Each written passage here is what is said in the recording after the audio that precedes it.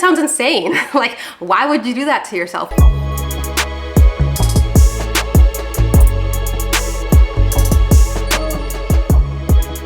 Good morning, buenos dias, welcome back to my channel. As you guys know, or maybe don't know, I quit corporate America a few months ago, which is a decision that I would personally categorize as being outside my comfort zone.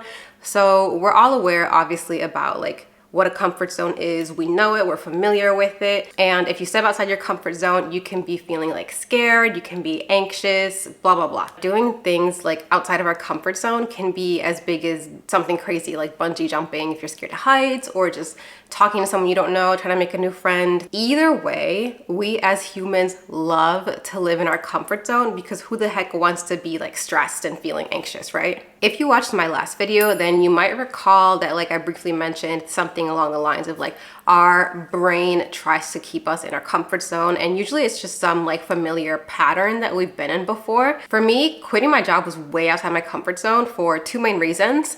Number one is that I am a type A person, so that means that I like to have a plan, I like to know what to expect, I like to follow that plan, I like structure, I like being in control. And reason number two is that my parents moved from somewhere else to the US. So because they did that and because they were chasing after the American dream and all that, they had this whole life plan laid out for me where I would get into college, get a corporate job, have a stable income, and just, you know, follow that path, right? So because of those two things, leaving that job and not having another job like already lined up was extremely uncomfortable for me, even though staying in that job was like seriously impacting my overall well-being. I didn't go into detail like the first episode of this series about like how my job was like seriously impacting me like outside of work. It was like affecting me as a person, affecting my relationships with other people, how I viewed myself, blah, blah, blah. So even though I felt that way, it was still really hard for me to like leave, and I struggled a lot with that decision. And like if you're watching this, you might be like, Riley, why did you struggle to make that decision if the job treated you so poorly or it just wasn't good for you? And it's really because that job was in my comfort zone. Like having the job was my comfort zone, and my mind was like telling me that it was good for me because it was familiar. I knew what my days looked like every day. I knew when I'd clock in, when I'd clock out. I knew what my emails would look like, what kind of things to expect.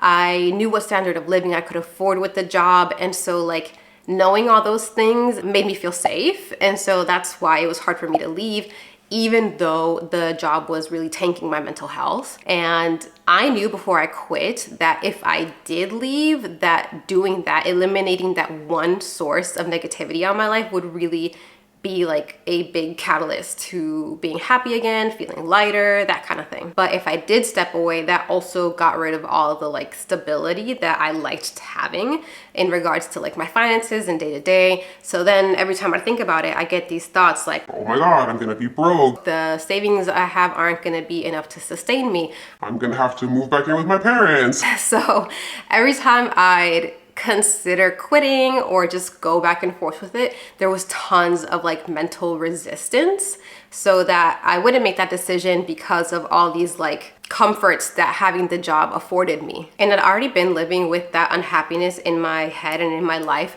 for months. So when I would think about it, my brain, my mind would just be like, this is fine, like you're fine. You know, you might not like it, but you're used to it and you've been able to do it. So it's fine to keep doing it because you have food on the table, you have a roof over your head. And I think that most of us probably have that conversation with ourselves pretty frequently, that, you know, we reassure ourselves that we can keep on doing something or putting up with something just because we've already been doing it for X amount of time. But really that's just your mind trying to keep you in that comfort zone, keep you in that familiar pattern just for the sake of it being familiar, even though it's not good for you. But really, I think we have to challenge ourselves and try to figure out why we're having that thought, why we're okay with, you know, being unhappy as long as like we're comfortable. Because when you really break it down and just like tell yourself that like, I am okay being unhappy as long as I feel safe, like that just sounds insane. Like, why would you do that to yourself? You don't have to feel unhappy to be safe. Like, they don't actually go together. That's not the only way to feel safe. So for me, I started to like break it down and think long term. Like, okay, in 5 or 10 years, if I stay in this job, what is my life gonna look like? I'm already unhappy as hell, and with the way things are going in like the business, I don't see it getting any better. So what can I expect if I just stick around here? Do I want to continue not having any energy or drive? Do I want to continue being like mentally and emotionally exhausted and therefore laying in bed every day? No? Okay, so then what do we have to do? What's the alternative? Do I want to continue not having any more energy or drive? Do I want to continue laying in bed every day because I'm so mentally and emotionally exhausted from the job? No. Okay then, so then what's the alternative? How do I get out of this? Well then, in that case, I would have to quit my job and take some time off so I can recalibrate. Okay, what are you gonna do once you feel like you're back doing okay and you are, recentered? Well then, in that case, I want to focus on restarting my YouTube channel and figuring out what it is that I wanna do for myself for the foreseeable future. Okay, and so what happens if you get to that point and you run out of funds, like you don't have any more savings to sustain yourself? Well, I guess in that case, I'd have to get a job and start making money again. Okay, and if you get another job, are you going to be feeling the exact same way that you're feeling right now? No, because I'm not gonna let myself get to this point again. Okay, so if where you're at now is worse than the worst thing that could happen from leaving, why would I stay? You get what I'm saying? If not, I'll give you a different example that also applies to my life recently. I used to work out really, really regularly, lift weights. And last spring, I decided that I just wasn't enjoying it anymore and I was really burnt out and I just wanted to take a break from it. Fast forward to this spring, I felt like I wanted to get back into working out, take better care of my body, take better care of my health. I wanted to do that, but it's been over a year since I did any kind of focused exercising. So what does that mean? That means that I'm going to be super sore. I'm gonna be sore as hell and I'm gonna be uncomfortable as I'm trying to get back into it. So what did I do? I made excuses to not work out. I just kept pushing it off, pushing it off, pushing it off. But what kind of sense does that make when I already know that getting fit or being fit, being in good shape, taking care of my physical health is something that I wanted to do? It doesn't make sense. It's just that I was comfortable, or not comfortable, but it's just that the thought of being uncomfortable was off-putting to me. I didn't want to be sore. I didn't want to struggle. I didn't want to have to go through the pains of working out again. So that was my brain being nah, you're gonna be uncomfortable. You don't have to do that. Just stay here, you're good.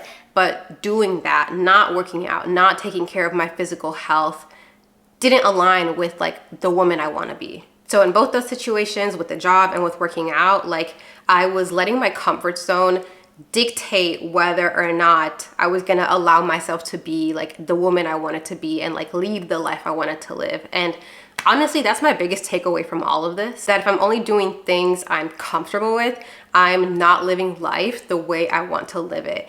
That I'm gonna be giving up on the woman I see myself as, that I'm not experiencing life the way I want to and I'm meant to and the way that God meant for me to. Because if there was so much beauty in the world and in yourself, once you push yourself, go through hardship, experience new things, why would God intend for me to stay in my comfort zone?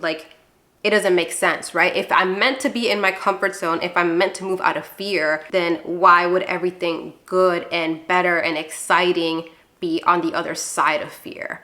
Am I making sense? Are y'all trying? I feel like I'm making sense. If I'm not, let me know in the comments so we can talk about this a little bit more. So it doesn't make sense to me to give all that up and to not travel or not take care of my physical health and just not be an all-around better version of myself just because it makes me uncomfortable at first. So that's how I'm thinking about everything. That's how I'm moving. I'm trying to keep that in mind and kind of dismiss or just be very aware of my comfort zone so that I'm not moving out of fear and, basing my decisions out of limitations and stuff like that. I really want to do the best that I can do, lead the best life I can live, and really experience every single moment and just, continue growing and changing and evolving, right? So I'd love for you guys to leave me a comment below on something that you've been considering doing that maybe you've been stopping yourself, and just write down in the comment what the worst thing that could happen is, like what's the worst outcome of it, and